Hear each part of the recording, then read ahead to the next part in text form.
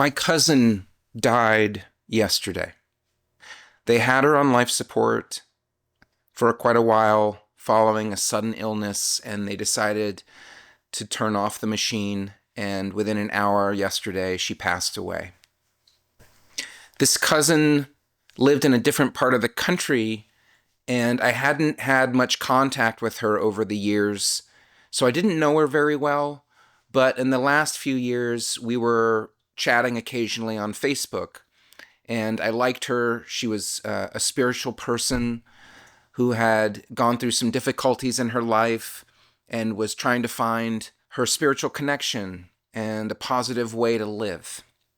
She's also one of the people who decided to cut off contact with parts of her own family following Trump's election to president. I guess there was a sort of movement happening across the country telling people to just cancel or excommunicate people in your life, including close friends and family. And I've even heard spouses in at least a few incidents who cut off all contact with them because they voted for Trump. And I guess the idea there is anyone voting for Trump is irredeemably a bad person, and we should separate from them. I'm not actually sure, though, what the reasoning is behind that, but I want to talk about that in this video, and I want to be super clear that I'm not defending or supporting Trump in this video, and I'm also not defending and supporting the Democrat side either. What I'm defending and supporting here is human beings. All of them. I want to contemplate a few questions together. One of them is canceling people because they disagree with us, is that an empowered action for us to take? Another question is it a loving action? And honestly, those two things are the same. Empowerment and love are actually the same thing. But another important question is, does it help to cancel people, excommunicate people when they disagree with us? Does it make society better? Is that a wise and effective political action to take? My cousin told me that she needed to cut off contact with these people because their behavior was toxic. And perhaps it was. I don't know, and I cannot judge my cousin for doing that, because maybe it was toxic behavior, genuinely toxic behavior. The caveat for me is that I've seen in recent years confusion about what actual toxic and harmful behavior really is. It's shifted away from behavior that's genuinely hurtful and attacking and harmful, more towards the end of the spectrum where it's just, you disagree with me and that's upsetting to me, and I'm calling me being upset me being harmed. Being upset is not the same thing as being harmed. Disagreeing with someone is not toxic behavior. For example, being angry and upset at a particular political administration occupying the White House is not harmful behavior. It's very understandable behavior, especially when we consider that Americans now hear two radically different stories about what's actually happening in America. Have you noticed that the news and the internet is now doing that? You might not have noticed that. A lot of us, especially if you're my age, you were brought up in an era where the news was the news. This was like back when there was 3 channels. Oh, there's 4 because there was the public channel as well. But you only had 4 news outlets. And those 4 news outlets weren't obviously aligned with one side or the other, with one party or the other. And so back then, the news was the news, and you just sort of trusted that it was impartial. But like so many things in society, that has changed radically in recent years. We no longer live in an era where the news is the news. We live in an era now where the news leans one side or the other. And it's not just the news, it's also the internet. If you get news and information from the internet, then the internet is watching what you do. And if they see that you read articles that lean left, then they're going to start sending you only articles that lean left. Because one of the goals of the internet is to keep you on the internet. And it knows that if it sends you articles that upset you and make you angry because it's telling you a different story than the one you already believe in, that you'll click away. You'll leave that website, or you'll even put your phone down and do something else. And the internet doesn't want you to do that. The internet wants you to stay and keep consuming content because they show you ads while you do that, and that's how they make money. So the same thing happens, of course, if the internet has noticed that you have a rightward stance, then it's going to start showing you only articles and news stories that lean right. The net effect of this is that Americans are now hearing only one half of the story. It's like we're all on a jury that has been divided. 6 members of the jury are in one room and they only hear the argument from the prosecution. And then the other half of the jury is in a different room and they only hear the argument from the defense. Naturally, when the jury comes back together to make a verdict, we're going to have a hung jury. We're going to have a divided jury that's angry at each other, that the other side is so deluded and so backwards and so morally questionable that they could even consider siding with whatever side they've sided with. That's America right now.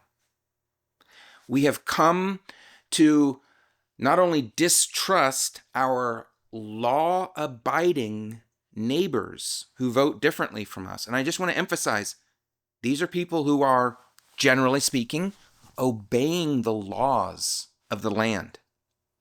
We've started to see them as criminals and as Nazis, Hitler, communists, Stalin, whoever, whatever side it is. We see the boogeyman in our law-abiding neighbors who have voted differently from us because they've been hearing a different story than we have been hearing.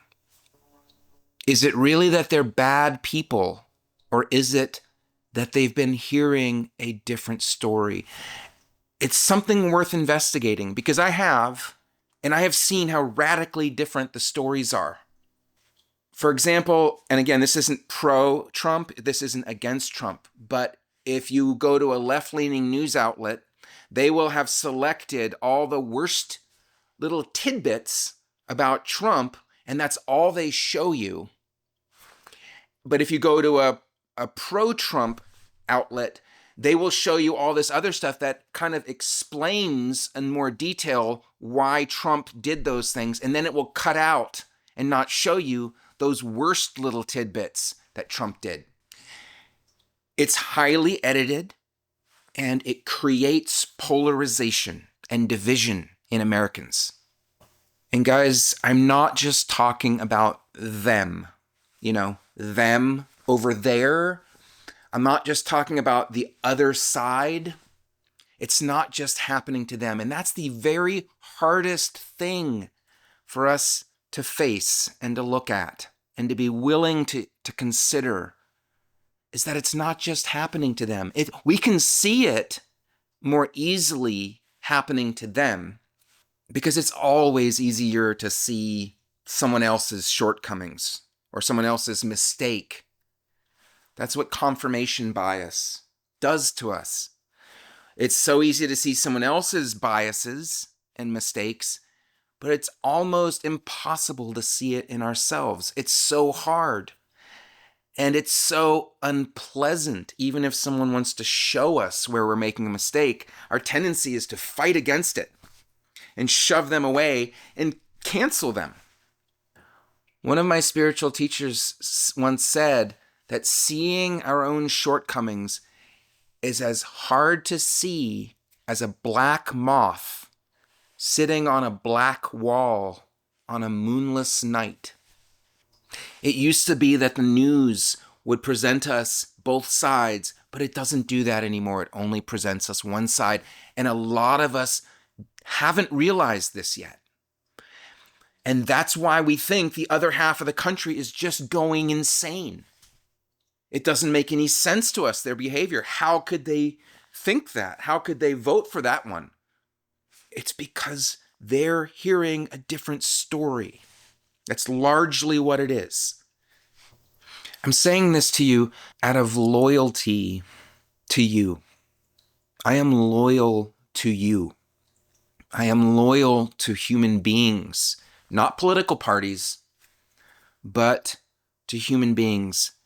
And guys, I don't really have a choice in that, because I have seen with more clarity than I can see my hands right now, or this camera I'm looking at.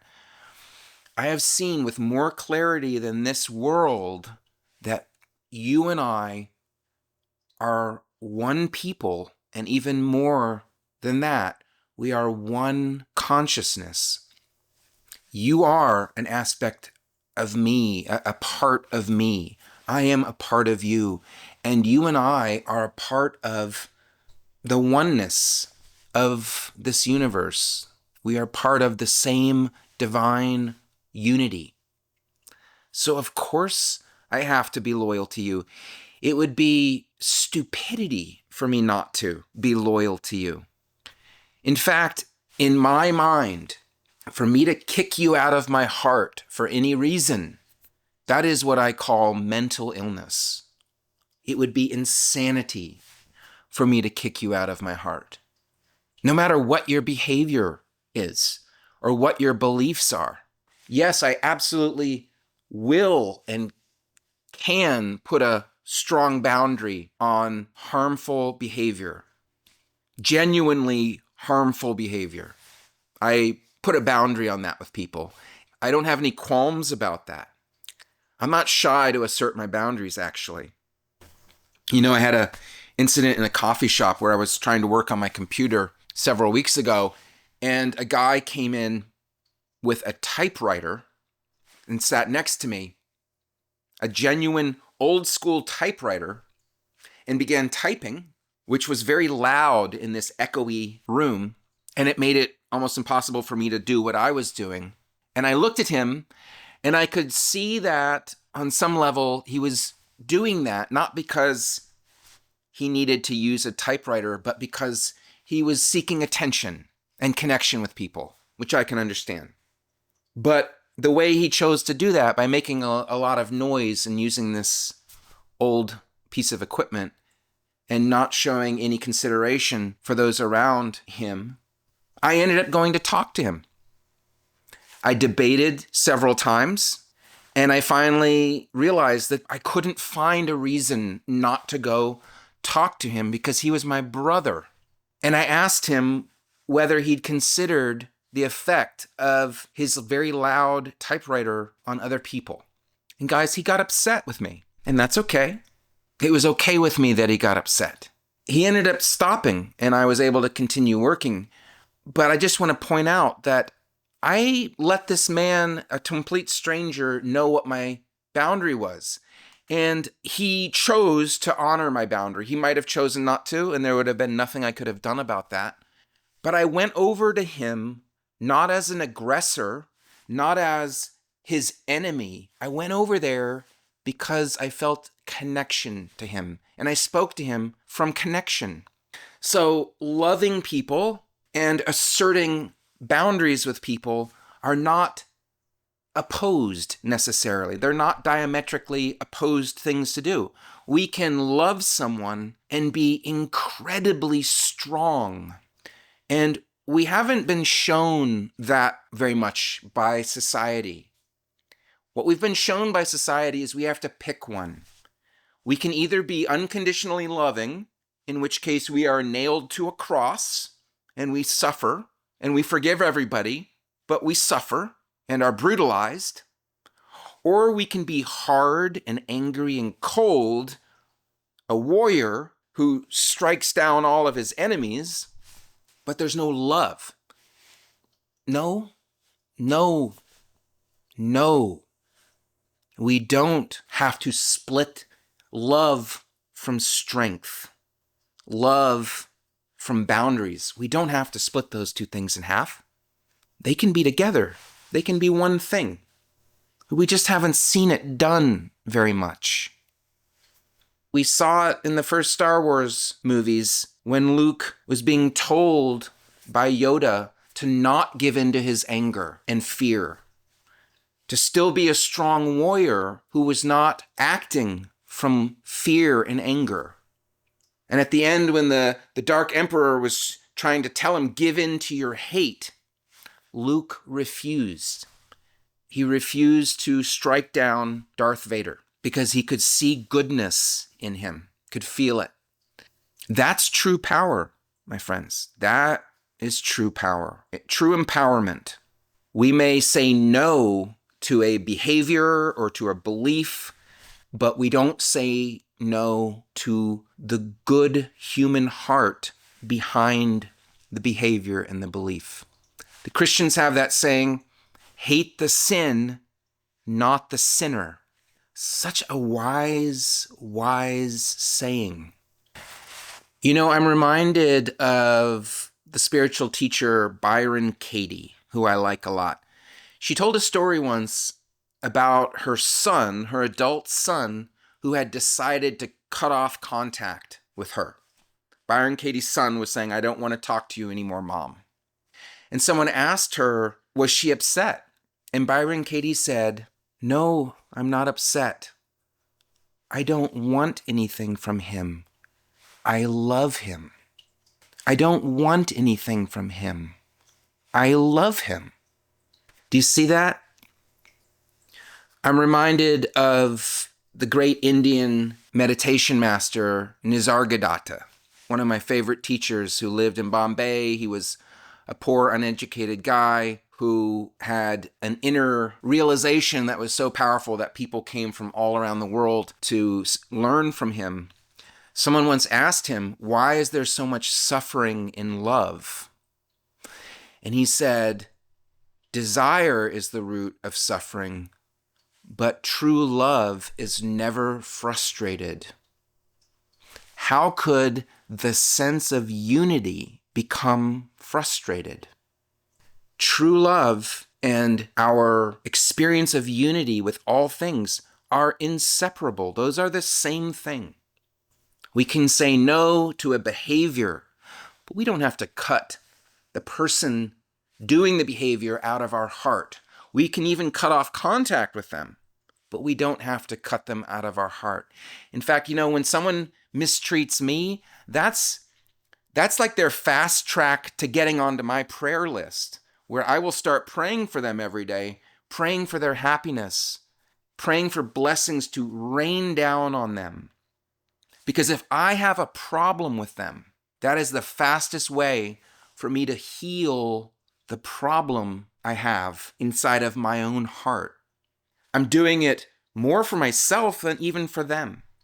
Wherever I've cut someone out of my heart is a place where I've cut a part of my own heart out of my heart. That's me traumatizing my own heart because someone else's behavior was unpleasant to me or perhaps even actually harmful. I added my own harm to their harm when I did that. If I had to sum up all of spiritual growth, all of spiritual insight, all of personal growth, all of mental and emotional health in just one word, believe it or not, I could do it. And that one word is connection. Connection is the almighty in my book. There is no enlightenment without connection. There is no personal growth without increasing connection. There is no mental or emotional health without connection. There is no altruistic and healthy society without connection. The harm that people do or that society does is always based on a loss of connection, on separation, disconnection, excommunication, canceling. When we assert a strong boundary with someone whose behavior is harmful, but we keep them in our heart, it puts them into a healing space, a juxtaposition of boundary and love that exerts pressure on their system to heal itself. We are pressuring them where their wound is, but then giving them the love that they need in order to heal. That's how we heal people and how we heal society. And guys, that's what true empowerment is. It's not based on separating. You don't have to believe me, but I hope you think about it. If it seems like I'm talking crazy over here, I hope you'll at least think about it. At the end of the day, we don't know how long we're going to be here. Like my cousin, we could have a sudden illness that lands us in the hospital, and that's it. According to my belief system, my cousin isn't dead, cannot die. Her body expired, and now she is in a different dimension of reality, but she's still completely alive. And it seems to be the case that when people leave their physical body and they go into this nearby dimension, that they have a much greater access to love and to clarity. And I wonder how my cousin is doing now, and whether she's looking down at her family, the people she grew up with, who she excommunicated when Trump was elected. And I wonder how she feels about that choice. From love and unity, I wonder if she would still agree with that choice. Would she see that they were really harming her, or were they merely disagreeing?